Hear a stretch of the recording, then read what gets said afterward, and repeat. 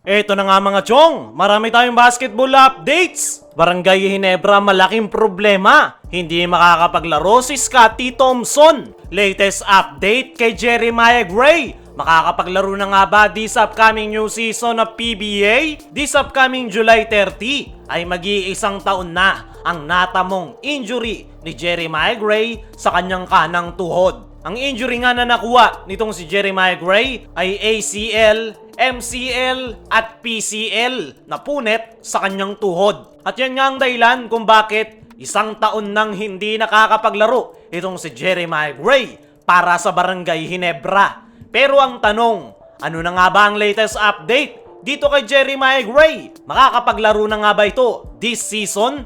Ayon nga sa mga source, ay okay na ang lagay nitong si Jeremiah Gray at possible na makapaglaro na sa Barangay Ginebra this upcoming Governors Cup. Okay na nga raw ang injury nitong si Jeremiah Gray at tapos na rin ang kanyang rehab sa kanyang tuhod. Kaya naman, malaki talaga ang posibilidad na makapaglalaro na si Jeremiah Gray sa pagbubukas ng panibagong season. Isang magandang balita nga yan mga chong dahil napakalaki nga ng may tutulong nitong si Jeremiah Gray sa kupunan ni Coach Tim Cone. Hindi man natin makita agad ang kanyang athleticism, nandun pa rin yung kanyang skill set at outside shooting. At sa mga nakaraan ngang video ay nakikita natin na pinapractice ng nasabing player ang kanyang shooting at dribbling. Nakita nga rin itong sumasama kay Justin Brownlee bago maglaro noon sa Pelita Jaya. At kitang-kita na mukhang fit naman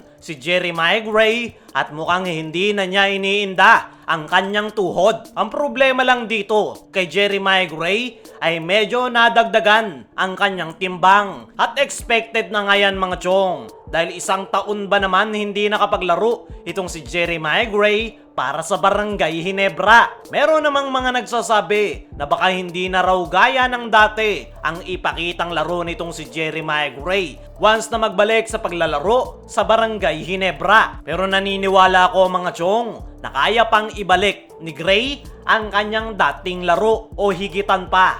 Batang-bata pa nga ito at iba na nga ang panahon. Napakarami na nga mahuhusay na doktor ngayon, kaya panigurado nasolusyonan na yung problema ni Jeremiah Gray sa kanyang tuhod. At kitang-kita nga na mukhang okay na talaga itong si Jeremiah Gray. Ayon naman sa mga trusted source ay sigurado na nga raw na makapaglalaro si Jeremiah Gray this upcoming Governors Cup. Makakamiss lang daw ito ng at least 2 to 3 games dahil i-evaluate pa ng Ginebra coaching staff ang magiging performance nitong si Jeremiah Gray sa kanilang team practice. Para sa akin mga chong, naniniwala ako malaki pa rin ang may tutulong ni Jeremiah Gray para sa kupunan ni Coach Tim Cone. Lalo na't nangangailangan nga sila ng gwardya dahil sa pagkaka-injured ni Scottie Thompson. Ang pinaka magiging kalaban na lang ni Jeremiah Gray ay ang kanyang sarili dahil panigurado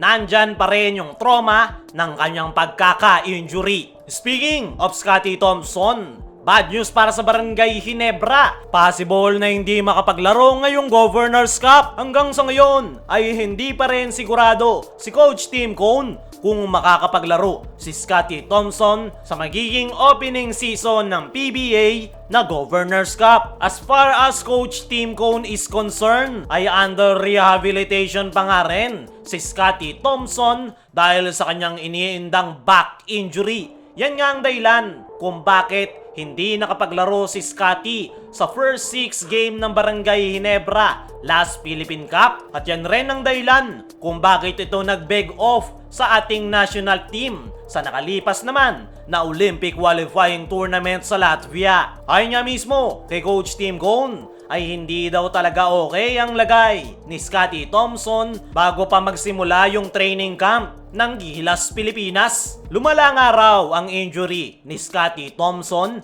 noong maglaro ito para sa Barangay Ginebra noong semifinals. Sa ngayon ay wala nga raw idea si Coach Tim kung ano ang lagay ngayon ni Scottie Thompson. Pero sa mga susunod ng araw ay kakausapin niyang araw ito. Isang malaking problema nga yan para sa Barangay Ginebra sa paparating na panibagong season ng PBA. Dahil si Scottie Thompson pa naman ang pinaka-inaasahan nila na mag-facilitate ng kanilang opensa. Sa ngayon ay 50-50 pa ang chance ng Ginebra kung makakapaglaro si Scottie o hindi. Kaya naman ngayon pa lang, ginagawan na ng paraan ni Coach Tim Cone ang problema na yan. Naghahanap na nga si Coach Tim ng player na makakatulong sa kanilang kupunan. At ayon kay Coach Tim Cone, ay priority nga raw nila na kumuha ng batang big man. At the same time, naghahanap rin daw sila ng gwardya na po pwedeng pumalit sa pwesto ni Scottie Thompson.